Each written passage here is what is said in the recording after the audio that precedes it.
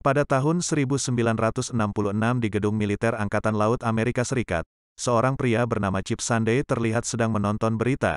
Berita itu mengabarkan tentang salah satu anggota tentara Angkatan Laut bernama Tarup yang telah berhasil menemukan bom nuklir dari dasar laut.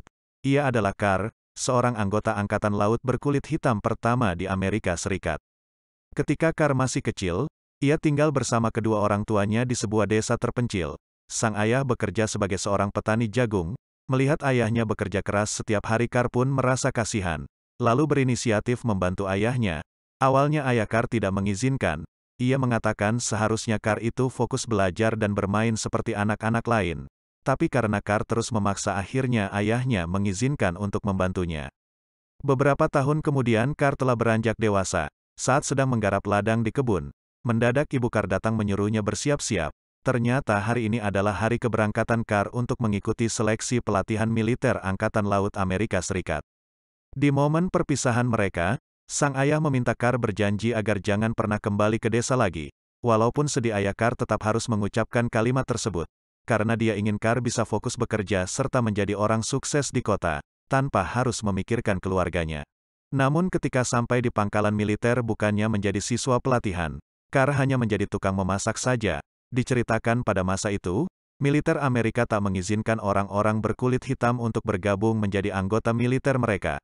Karena orang Amerika kulit putih masih menganggap orang kulit hitam adalah budak yang harus bekerja di bawah kaki orang kulit putih Eropa. Keesokan harinya Carr bersama teman-temannya, sedang melihat siswa pelatihan kulit putih berenang. Teman Carr menjelaskan kalau jadwal berenang orang kulit putih dan orang kulit hitam itu berbeda. Mendengar ucapan temannya, Carr heran kenapa harus ada perbedaan padahal mereka sama-sama manusia.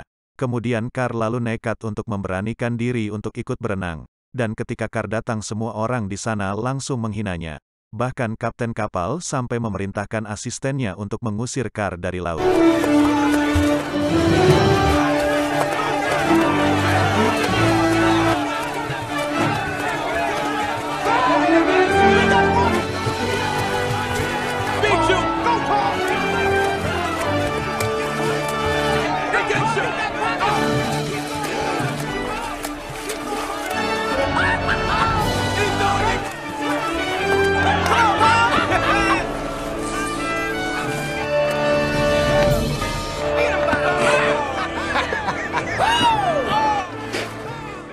Akibat kejadian tersebut, Carr dikurung di ruang hukuman. Ketika sang kapten kapal datang, ia mengatakan bahwa dia terkesan melihat kecepatan berenang Carr tadi.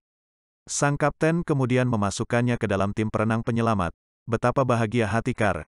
Ia pun langsung menulis surat untuk mengabari kedua orang tuanya.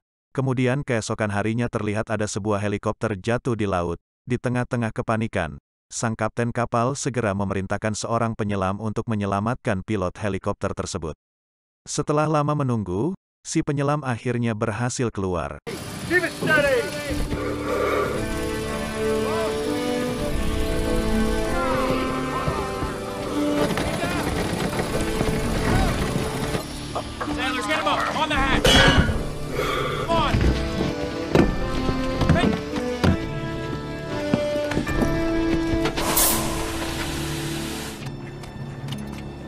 Penyelam itu bernama Chief Sunday. Ia adalah salah satu penyelam dengan pangkat Master Chief. Di dalam Angkatan Laut, Master Chief merupakan tim penyelam tertinggi. Sayangnya meski sang pilot berhasil dievakuasi, nyawanya tidak bisa diselamatkan. Kemudian penyelam kedua pun turun untuk menyelamatkan kopilot yang masih berada di dalam laut. Untuk lebih jelasnya, di cerita ini satu penyelam hanya bisa menyelamatkan satu orang. Karena pada tahun itu baju penyelam beratnya bisa mencapai 200 kg, bisa digambarkan jika 200 kg beratnya sama dengan 10 aqua galon, maka para penyelam di tahun itu seperti menyelam dengan membawa 10 aqua galon. Kemudian ketika penyelam kedua hendak turun, tali pengamannya putus hingga membuat penyelam tersebut langsung jatuh ke dasar laut. Chief Sunday pun nekat terjun untuk menyelamatkannya tanpa menggunakan baju selam. Alhasil mereka berdua pun selamat. Namun akibat kejadian itu paru-paru Chief Sunday mengalami luka yang sangat parah dan diharuskan masuk rumah sakit. Chief Sunday juga dilarang sang dokter untuk menyelam lagi sampai benar-benar sembuh total. Mendengar vonis sang dokter, Chief Sunday begitu frustasi, hingga membuat keributan di sana. Keesokan harinya Chief Sunday sedang disidang untuk mempertanggungjawabkan keributan yang dibuatnya kemarin. Dalam sidang tersebut seluruh militer Angkatan Laut hadir termasuk Carr. Sang kapten lalu memutuskan untuk menurunkan pangkat Chief Sunday menjadi pelatih tim penyelam baru. Ketika selesai sidang, Carr menemui sang kapten untuk memohon agar diizinkan ikut pelatihan menyelam di markas pusat. Carr berkata bahwa ia kagum melihat aksi penyelamatan Chief Sunday kemarin, dan kini dia bertekad untuk bisa menjadi seorang penyelamat seperti Chief Sunday. Melihat tekad kuat Carr, sang kapten langsung luluh. Ia pun mengizinkannya berpindah divisi dari divisi perenang ke divisi penyelam. Keesokan harinya Carr tiba di kamp pelatihan. Saat Carr memberikan surat tugasnya pada penjaga, si penjaga terlihat bingung karena selama ini tak pernah ada satu orang kulit hitam pun yang boleh masuk ke pangkalan Angkatan Laut. Tak lama kemudian Chief Sunday keluar. Ternyata Chief Sunday inilah yang nantinya akan menjadi pelatih di kamp penyelam tersebut. Carr lalu mengatakan tujuannya datang ke sana. Namun Chief Sunday malah mengejek Carr, dengan mengatakan kalau orang kulit hitam itu tidak pantas jadi penyelam. Orang kulit hitam itu cocoknya hanya menjadi tukang masak saja. Mendengar hinaan Chief Sunday, Carr hanya bisa terdiam dan bersabar. Setelah Chief Sunday pergi ia terus menunggu di depan gerbang hingga sore. Kemudian ketika Chief Sunday kembali dia muak melihat Carr yang masih ada di luar gerbang. Chief Sunday lalu mengusir Carr untuk pulang ke desanya. Namun Carr menolaknya. Lalu Carr mengatakan kalau dia telah berjanji pada ayahnya, bahwa dia pasti akan menjadi anggota militer Angkatan Laut Amerika. Melihat tekad itu Chief Sunday akhirnya mengizinkannya masuk ke pangkalan. Di dalam kamp pelatihan Carr dihampiri siswa bernama Snowil. Dia adalah satu-satunya orang kulit putih yang mau menyapa Carr tanpa memandang warna kulit. Snowil kemudian memberitahu kalau kamp tersebut dipimpin oleh seorang mantan tentara Angkatan Laut Amerika yang bernama Mr. Puppy. Snowil lalu mengantarkannya ke kamar asrama. Di sana terlihat siswa pelatihan baru kulit putih lain tak menerima kedatangan Carr. Ketika Chief Sunday datang ia menjelaskan pada semua siswa di sana bahwa Carr sekarang adalah bagian dari siswa pelatihan di kamp ini. Mendengar ucapan Chief Sunday siswa lain pun satu persatu pergi meninggalkan asrama, sambil mengatakan lebih baik keluar dari Angkatan Laut daripada harus tidur sekamar dengan orang kulit hitam, hingga hanya tersisa Carr bersama Snowil. Malam harinya Chief Sunday memaksa Carr bangun dan menyeretnya keluar. Bahkan menyiramnya dan mengatakan kalau mulai sekarang Carr harus mengetahui posisinya. Ia tak pantas bermalas-malasan. Ternyata gara-gara Chief Sunday menerima orang kulit hitam, nama Chief Sunday menjadi tercoreng. Carr di situ hanya bisa bertahan dari siksaan Chief Sunday, dan keesokan harinya pelatihan pertama Carr dimulai. Chief Sunday menjelaskan pada latihan pertama ini pasti akan ada banyak orang yang gagal, karena berenang dan menyelam adalah dua hal berbeda. Chief Sunday yang mengetahui bahwa Snowil adalah perenang terbaik di kota asalnya. Ia pun menguji kemampuan Snowil dalam menyelam.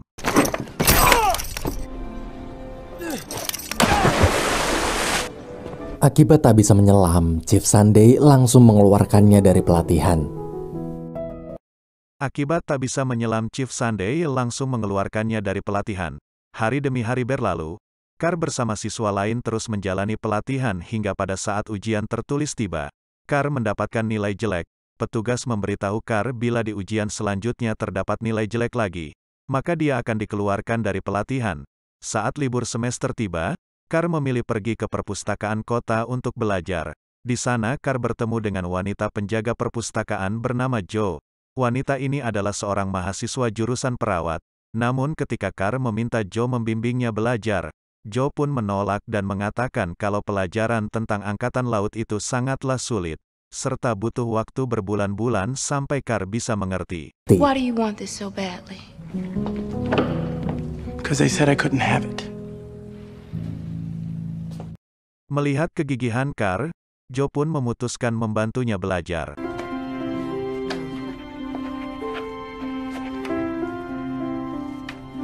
Good night. Pada ujian selanjutnya, Carr akhirnya berhasil mendapatkan nilai bagus. Siang harinya Chief Sunday kembali mengajar menyelam. Ia kemudian memerintahkan dua siswa pelatihan baru bernama Rocky dan Iset untuk mengelas kapal yang sudah tenggelam. Tapi waktu Iset sedang mengelas, mendadak kapal itu bergerak sampai nyaris jatuh ke jurang.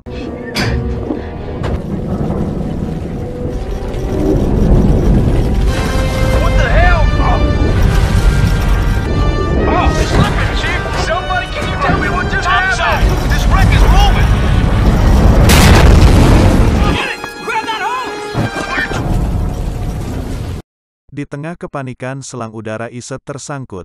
Dari atas semua orang mendengar teriakan minta tolong Rocky dan Iset. Carr mengajukan diri untuk menyelamatkan mereka berdua. Karena sudah tidak punya pilihan lain, Chief Sunday lalu memberikan waktu 5 menit untuk menyelamatkan mereka berdua, sebelum mereka kehabisan udara. Just get that hose to roar.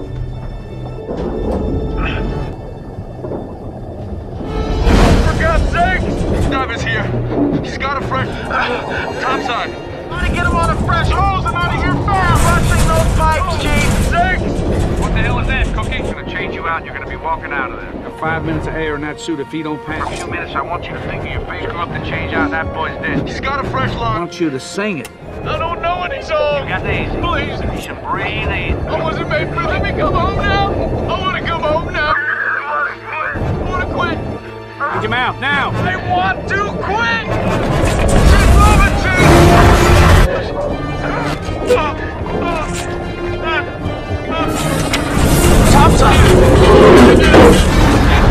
Ketika sedang diselamatkan oleh Carr, Rocky yang ketakutan malah kabur meninggalkan Carr. Melihat itu Carr pun kesal. Namun ia harus tetap terus melanjutkan misinya menolong Iset. Carl, don't leave me, my arrows. I can't.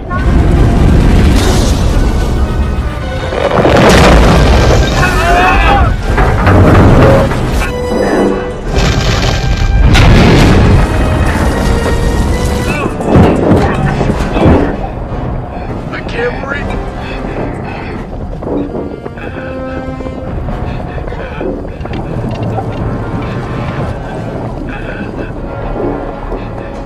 Topside, he's blacking out!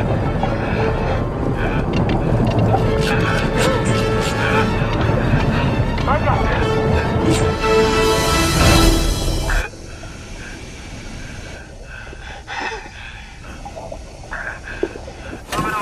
Never doubted it.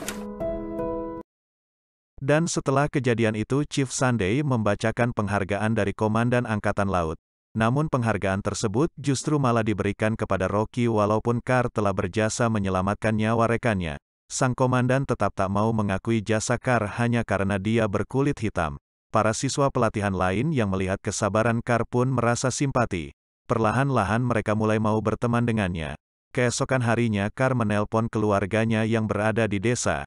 Di telepon tersebut sang ibu mengabarkan bahwa ayah Carr telah meninggal dunia. Mendengar kabar itu, Carr begitu sedih dan ibunya bercerita kalau ayah Carr sengaja tak memberitahu soal penyakitnya, agar Carr tetap bisa fokus belajar dan meraih cita-cita tanpa perlu mengkhawatirkan kondisi sang ayah yang sedang sakit parah.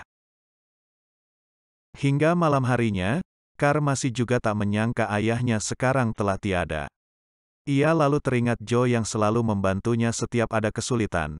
Ia pun meminta Joe datang menemaninya. Ketika sedang menunggu Joe, Carr dihampiri seorang wanita yang ternyata dia adalah istri Chief Sunday.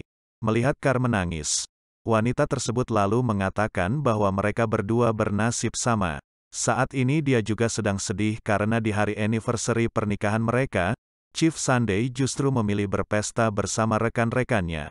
Wanita itu kemudian mengajak Carr pergi ke bar tempat Chief Sunday berpesta. Waktu sampai di bar seketika seluruh anggota Angkatan Laut melihat ke arah Carr dan melaporkannya pada Chief Sunday. Chief Sunday langsung memarahi Carr habis-habisan sambil mengatakan kalau orang kulit hitam tak pantas berada di sana. Mendengar hinaan itu Carr pun meledak untuk pertama kalinya. Carr berani melawan Chief Sunday dengan emosi. Dia mengatakan Chief Sunday pasti cuma iri karena Carr lebih hebat darinya. Kemudian ketika Joe tiba di bar dia bingung melihat keributan yang sedang terjadi. Chief Sunday di situ menantang Carr lomba tahan nafas dalam air. Jika Carr kalah maka Chief Sunday akan mengeluarkannya dari camp latihan. Namun jika Carr menang dia akan mengizinkan Snowwheel masuk ke camp lagi. Carr yang sudah sangat muak dengan semua penghinaan Chief Sunday selama ini, ia memutuskan menerima tantangan itu.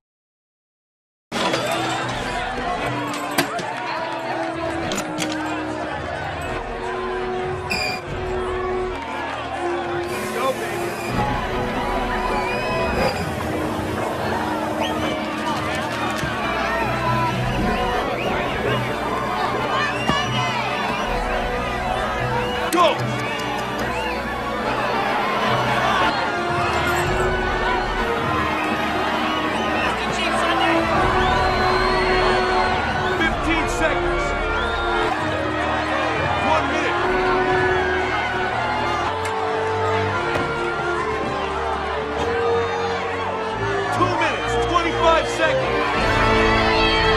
10 laps, right here. 3 minutes, 10 seconds.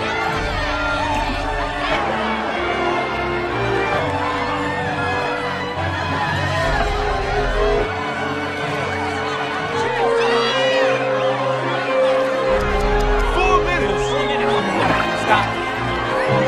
Gee, stop.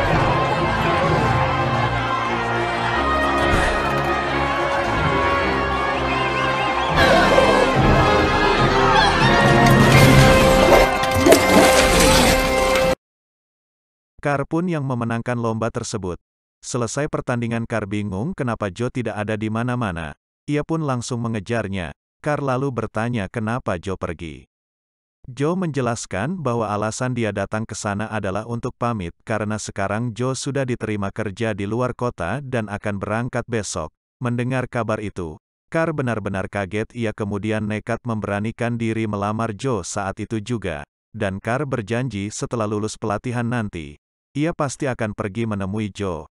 Kemudian pada malam sebelum ujian, Mr. Puppy memanggil Chief Sunday. Ia meminta Chief Sunday agar tak meluluskan Car pada ujian besok. Bagaimanapun caranya Mr. Puppy tak sudi bila ada orang kulit hitam yang berhasil lulus dari camp pelatihan. Meskipun mereka berdua sama-sama tak menyukai Car, akan tetapi Chief Sunday lebih tak menyukai cara Mr. Puppy menyalahgunakan jabatannya hanya untuk urusan pribadi. Semenjak kejadian kemarin, Chief Sunday sadar Car jauh lebih hebat darinya. Namun bagaimanapun juga, ia tak bisa menolak perintah sang atasan. Chief Sunday kemudian menyampaikan perintah tadi kepada Car. Di dalam sana mereka berdua berdebat karena Car masih tetap memaksa mengikuti ujian. Chief Sunday yang emosi langsung membanting radio pemberian ayah Car. Melihat satu-satunya barang peninggalan sang ayah rusak, Car merasa sangat sedih. Keesokan harinya saat semua peserta ujian sedang siap-siap, tanpa diduga Car datang. Ia lalu menatap Chief Sunday dengan tatapan penuh percaya diri. Melihat tatapan Car tersebut, Chief Sunday mau tak mau mengizinkannya ikut ujian. Setelah semua peserta siap, ujian pun dimulai.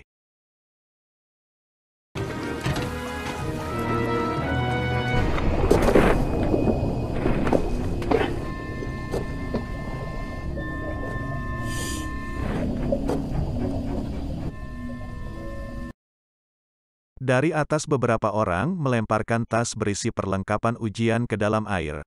Namun ketika giliran Car, tasnya dirobek atas perintah Mr. Puppy. Di dalam air, Car yang tidak tahu apa-apa tetap berusaha mencari peralatannya. Beberapa jam berlalu para peserta satu persatu berhasil menyelesaikan ujian hingga tersisa Car seorang diri. Mr. Puppy yang memantau ujian tersebut kemudian menyuruh Chief Sunday untuk membiarkan Car tetap berada di dalam air sampai kehabisan nafas. Chief Sunday pada saat itu merasa dilema. Ia tak bisa menolak perintah Mr. Puppy karena karirnya pasti akan hancur. Sementara Joe yang sedang bekerja merasakan suatu firasat buruk tentang Car.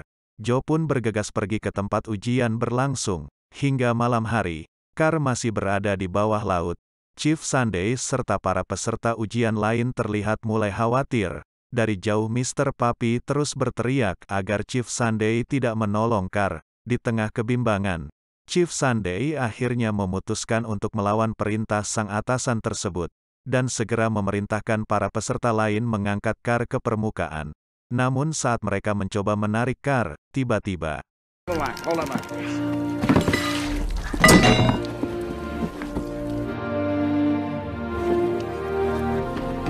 You want this? Come on. Come on, Willow.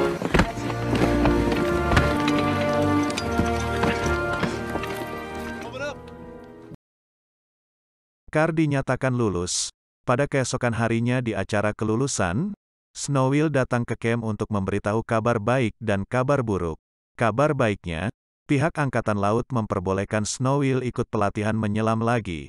Sedangkan kabar buruknya, Chief Sunday telah dipecat. Akibat menentang perintah Mr. Puppy dengan meluluskan Car. Di situ Car hanya bisa terdiam. Ia lalu membereskan barang-barangnya di atas kasur. Dia kaget melihat radio peninggalan sang ayah sudah kembali utuh. Ia tahu pasti Chief Sunday lah yang memperbaiki radio tersebut. Beberapa tahun kemudian, Kini Carr sudah menjadi penyelam senior di Angkatan Laut. Ia juga telah menikah dengan Joe, serta memiliki seorang anak. Saat ini Carr sedang menjalankan misi terbesar sepanjang sejarah Amerika Serikat, yaitu mencari bom nuklir yang tenggelam di dasar laut. Sang komandan memberitahu Carr, bila bom itu sampai meledak maka kekuatan ledakannya bisa membuat satu wilayah hancur total. Awalnya komandan ragu, Carr bisa menyelesaikan misi sendirian. Akan tetapi lagi-lagi Carr membuktikan pada semua orang kalau dia berhasil. Berita tentang keberhasilan Carr tersebut langsung disiarkan ke seluruh penjuru Amerika. Carr yang dulu selalu direndahkan hanya karena berkulit hitam, kini ia justru menjadi pahlawan. Sang komandan kemudian memerintahkan anggota lain mengangkat bom itu ke permukaan. Namun ketika bom diangkat,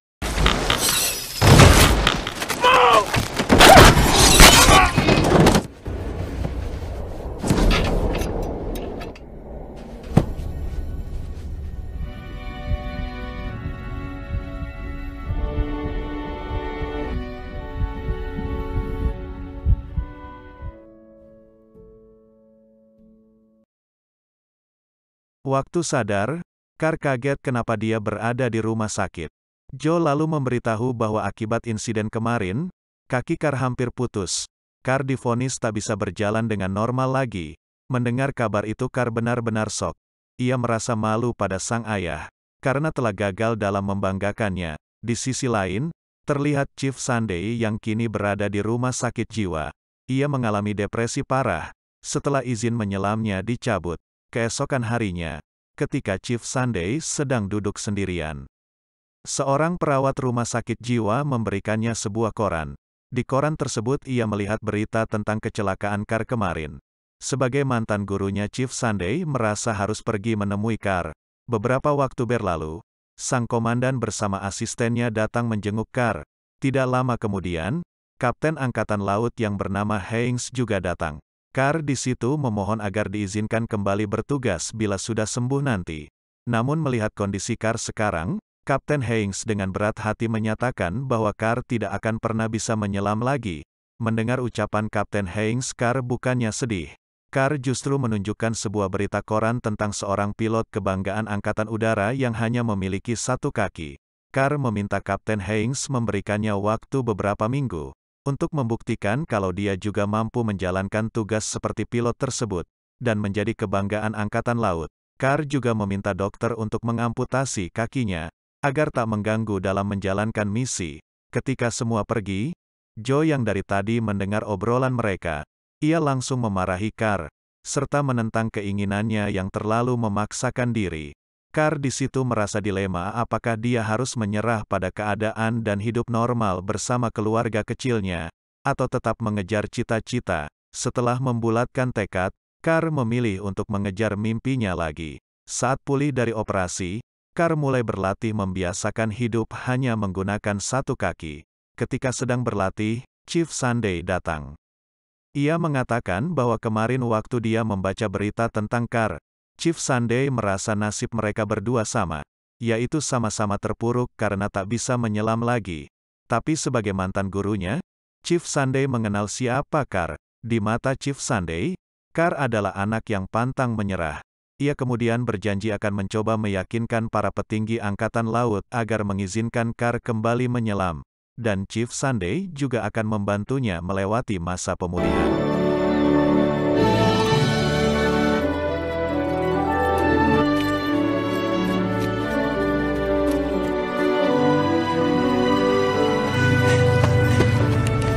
See you in court. Sampailah pada hari sidang penentuan untuk menentukan nasib Carr di Angkatan Laut. Sayangnya di depan pintu, seorang penjaga melarang Chief Sunday masuk ke dalam persidangan. Di dalam persidangan, setelah Carr menjawab beberapa pertanyaan, Kapten Hanks menyuruh salah satu penjaga membawakan baju selam. Kapten Hanks menantang Carr. Bila dia bisa berjalan 12 langkah saja dengan memakai baju selam yang beratnya lebih dari 200 kg itu, maka Kapten Hanks akan mengizinkan Carr menjadi penyelam lagi. Di luar ruangan Chief Sunday membentak dan memaksa penjaga agar mengizinkannya masuk. Penjaga yang tahu kalau Chief Sunday suka mukulin orang, ia pun takut, lalu mengizinkannya masuk. Saat membuka pintu, betapa kagetnya dia melihat para petinggi sedang menyuruh Carr memakai baju selam. Dari belakang juga terlihat istri serta anak Carr yang baru sampai. Untuk menyaksikan perjuangan sang ayah, Chief Sunday meminta keringanan pada para petinggi, dengan menjelaskan kalau orang biasa aja kesulitan untuk berjalan menggunakan baju selam seberat itu. Namun Carr terus meyakinkan Chief Sunday dengan tatapan percaya dirinya. Carr akan membuktikan bahwa kekurangan bukan halangan seseorang meraih mimpinya. Melihat tekad muridnya itu, Chief Sunday memilih untuk mendukung keputusan Carr. Kemudian setelah semua siap, Carr mulai berdiri dan memulai 12 langkahnya.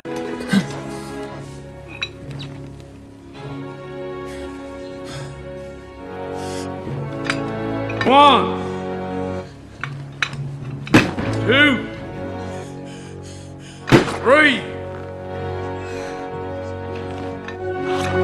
four, five, six, seven, eight.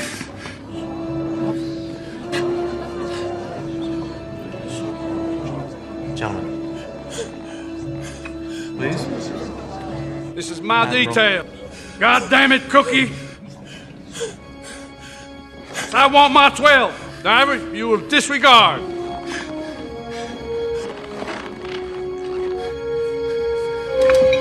9, lost underwater, he finds it. 10, now you report to this line, Cookie. 11, if you want to be a Navy diver. Howdy. Ternyata Carr berhasil menyelesaikan 12 langkahnya.